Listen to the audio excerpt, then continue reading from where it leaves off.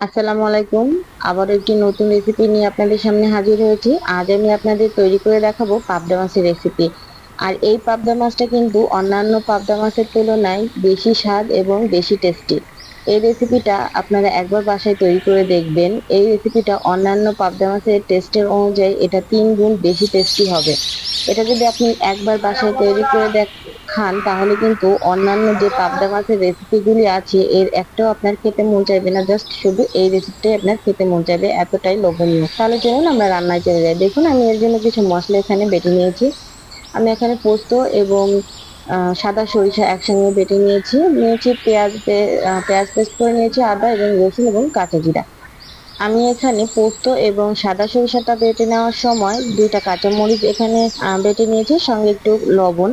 এটা না দিলে কিন্তু তেতো হয়ে যাবে, এই কারণে কিন্তু কাঁচামরিচ এবং লবণটা অবশ্যই দিয়ে নেবেন। আর আমি এখানে শিলপাতাতে বেটে নিয়েছি, আপনারা চাইলে কিন্তু একসঙ্গে ব্লেন্ডারও পেস্ট করে নিতে পারেন। মশলাটা এক সাইডে রেখে দেখুন আমি এখানে কিছু মাছ নিয়ে নিয়েছি। আমি এখানে 500 গ্রামের বেশি 600 গ্রামের মতো মাছ নিয়ে নিয়েছি। আর দেখুন পাবদা মাছটা দেখতে সাইজটা আলহামদুলিল্লাহ কতটা বড়। এইরকম বড় বড় সাইজের পাবদা মাছ দিয়ে যদি আপনার এই রেসিপিটা করেন তাহলে খেতে কিন্তু আলহামদুলিল্লাহ অনেক বেশি ভালো লাগে।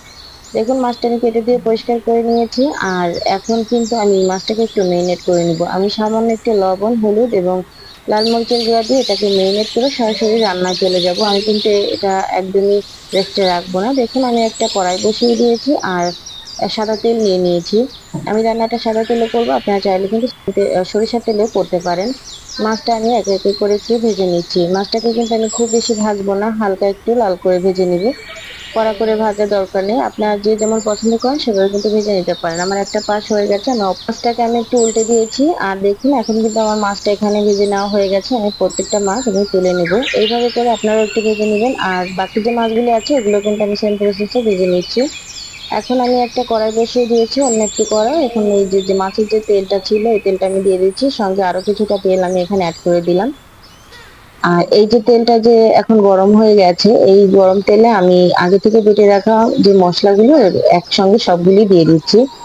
এই মশলাগুলি কিন্তু অনেকটা সময় নিয়ে একটু কষিয়ে নিতে হবে, অবশ্যই একটু অনেকটা সময় নিয়ে কষিয়ে নেবেন। এই মশলাটা যত বেশি কষাবেন মাছের টেস্টটা আপনার ততটা বেশি ভালো আসবে। দেখুন আমি একটু সময় নিয়ে এটাকে কষিয়ে নিব। আর অবশ্যই এই পর্যায়ে মিডিয়াম হিটে রাখবেন চুলাটা, হাই হিটে রাখলে কিন্তু মশলাটা পুড়ে যেতে পারে নিচ থেকে। মিডিয়াম হিটে দেখুন আমি কিন্তু বেশ কিছুটা সময় নিয়ে এই মশলাটাকে কষিয়ে নিব। যখন এই যে এইভাবে একটু মশলাটা দানা দানা হয়ে যাবে তখন কিন্তু আমি এখানে বাদবাকি যে শুকনো উপকরণগুলি আছে সেগুলি আমি এখানে দিয়ে দিব। দেখুন মশলাটা কিন্তু বেশ একটু দানা দানা ভাব হয়ে এসেছে। এইভাবে যদি আপনারা তেলের ভিতর বেশ অনেকটা সময় নিয়ে মশলাটাকে কষিয়ে নেন সেক্ষেত্রে কিন্তু এই যে পাবদা মাছের এই যে রেসিপিটা, এই রেসিপিটা খেতে খুবই ভালো লাগে। অবশ্যই আপনারা এই প্রসেসটা একটু লক্ষ্য করবেন। দেখুন মশলাটা বেশ কিছুটা দানা দানা হয়ে গেছে। আমি এখন বাকি মশলাটা দিয়ে দিচ্ছি। শুকনো উপকরণ দিয়ে দিচ্ছি স্বাদ অনুযায়ী লবণ, 1 চামচ হলুদের গুঁড়া, আর এখানে দিয়েছি 1 চামচের কম লাল মরিচের গুঁড়া। মরিচটা আপনারা আপনাদের পছন্দ মতো দিয়ে দিবেন। আর দিয়ে দিচ্ছি 1 চামচ ধনিয়া গুঁড়া। ঝালটা আপনারা যে যেমন পছন্দ করেন সেভাবে দিবেন। যেহেতু প্রথমে একটু কাঁচামরিচ দিয়েছিলাম এই জন্য আমি এখন একটু ঝালটা কম করে দিয়েছি। এখন ভালো করে মশলাটাকে নেড়ে চেড়ে কষিয়ে নিতে হবে। নেড়ে চেড়ে কষানো হয়ে গেলে আমি কিন্তু যে মশলার প্লেটটা আমি এখানে মশলা রেখেছিলাম ওই প্লেটটা দিয়ে কিছুটা পানি এখানে দিয়ে দিব। দেখুন এখনো কিন্তু আমার চুলাটা এখানে মিডিয়াম হিটেই আছে। আমার এখানে বিদ্যুৎ চলে যাওয়াতে একটু সমস্যা হয়েছে, আপনারা প্লিজ ভিডিওটি স্কিপ করবেন না। আমি প্রথমে একবার পানি দিয়ে দেখুন মশলাটাকে ভালো করে ঢাকনা দিয়ে 30 সেকেন্ডের মতো কষিয়ে নিয়েছি। আর এ পর্যায়ে কিন্তু দেখুন এই যে তেলটা উপর দিকে ভেসে উঠেছে। এই সেম প্রসেসে আমি কিন্তু আবারও কিছুটা পানি দিয়ে এটাকে কষিয়ে নিব। আমি কিন্তু 2 বার পানি দিয়ে মশলাটাকে কষিয়ে নিয়েছি। প্রথমেই বলেছি এই রান্নায় মশলাটা খুব ভালো করে কষিয়ে নিতে হবে, যত বেশি মশলা কষাবেন ততই খেতে ভালো লাগবে। দেখুন আবারও কিন্তু উপর থেকে তেলটা ভেসে উঠেছে। এরপর যে মশলাটা কিন্তু খুব ভালো করে কষানো হয়ে গেছে, আমি আর মশলাটা কষাবো না। এখন যে মাছটা আমি আগে থেকে রেখেছিলাম, ভেজে তুলে রেখেছিলাম, ওই মাছটাই আমি মশলার ভিতরে দিয়ে দিব। এ পর্যন্ত যারা যারা আমার ভিডিওটি দেখছেন অবশ্যই একটি লাইক করে দিবেন। আপনারা অনেকেই আছেন লাইক করতে ভুলে যায়, আমি মনে করে দিলাম এখন একটি লাইক করে দিবেন প্লিজ।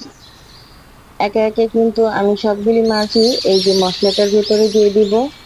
আর এ পর্যায়ে অবশ্য আপনারা বুঝতে পারছেন মাছগুলো কিন্তু বেশ বড় ছিল। এই যে দেখুন কড়াইতে কিন্তু পুরোটা মাছ ধরাতে খুবই কষ্ট হয়েছে।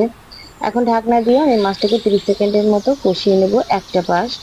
এই একটা পাশ 30 সেকেন্ড পরে আমি অপর পাশটা আবার একটু বদলে দিব। এইভাবে যদি আপনারা ঢাকনা দিয়ে মশলার সঙ্গে মাছটাকে 30 সেকেন্ড করে দুইটা পাশ একটু কষিয়ে নেন, সেক্ষেত্রে কিন্তু মশলার যে ফ্লেভারটা পুরোটাই মাছের ভিতরে প্রবেশ করবে আর খেতেও ভালো লাগবে। দেখুন আবার ঢাকনা দিয়ে ঢেকে আমি আরো একটা পাশ 30 সেকেন্ডের মতো কষিয়ে নিচ্ছি।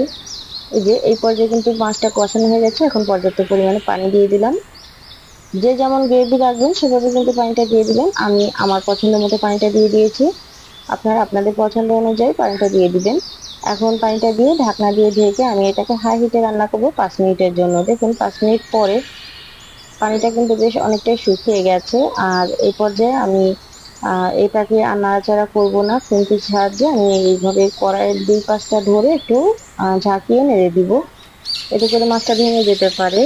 আর এখানে আমি দিয়ে দেবো কিছু কাঁচামরিচ। আমি এখানে কিছু কাঁচামরিচের ফালি দিয়ে দিয়েছি। আপনারা যদি চান তাহলে কিন্তু এখানে ধনিয়া পাতাও দিতে পারেন। আমি এখানে কাঁচামরিচটা একটু ফালি করে দিয়েছি ঝালের জন্য। আপনাদের কাছে যদি মনে হয় ঝাল কম খাবেন, সেক্ষেত্রে কিন্তু কাঁচামরিচটা আস্ত দিবেন।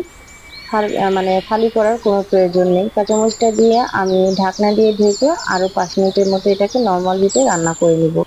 5 মিনিট পরে দেখুন আমার তরকারির ফাইনাল লুকটা, তরকারিটা কিন্তু হয়ে গেছে। আর এই পর্যায়ে খুব সুন্দর একটা স্মেল আসছে। এই রান্নাটা এত সুন্দর একটা স্মেল আসে যে আপনারা যখন এটা রান্না করবেন তখন কিন্তু বুঝতে পারবেন। আসলে আপনি যদি আপনাদের এই যে স্মেলটা আপনাদের শেখাতে পারতাম তাহলে কিন্তু আমার কাছে খুবই ভালো লাগতো।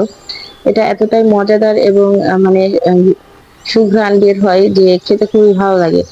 দেখুন আমি এভাবেই রেখে দিচ্ছি, আমি এর থেকে বেশি গ্রেভি করবো না, আমি আপনাকে সার্ভ করে দেখাচ্ছি। দেখুন আমি কিন্তু সার্ভে চলে এসেছি। আর রেসিপিটা দেখলেই বুঝতে পারবেন কতটা লোভনীয় হয়েছে। এইভাবে একটি রেসিপি আপনি যদি বাসায় একদিন তৈরি করেন তাহলে কিন্তু পাবদা মাছের অন্যান্য যেসব রেসিপি আছে সেগুলো কিন্তু আপনি খেতে একদমই মন চাইবে না, আপনার বারবার শুধু এই রেসিপিটাই খেতে মন চাইবে। এমন একটি রেসিপি, জাস্ট গরম ভাতে এই রেসিপিটা থাকলে আর অন্য কোনো রেসিপির প্রয়োজন নেই, কোনো তরকারির প্রয়োজন নেই, জাস্ট এটা দিয়ে কিন্তু আপনি পুরো ভাতটা পেট ভরে খেতে পারবেন। বড় থেকে ছোট সবাই কিন্তু এই রেসিপিটা পছন্দ করবে, যেহেতু এটা কালারফুল এবং সুন্দর একটা ফ্লেভার আছে রান্নাটায়। জাস্ট আপনারা একদিন বাসায় তৈরি করে দেখুন, দেখবেন সবাই কিন্তু খুবই প্রশংসা করবে। আমার ভিডিওটি ভালো লাগলে অবশ্যই লাইক করুন, শেয়ার করুন এবং আমার চ্যানেলটি সাবস্ক্রাইব করে রাখবেন। যারা আজ আমার ভিডিওতে নতুন বন্ধু তারা অবশ্যই একটি লাইক করে দিবেন। সবাই ভালো থাকবেন, সুস্থ থাকবেন। আসসালামু আলাইকুম।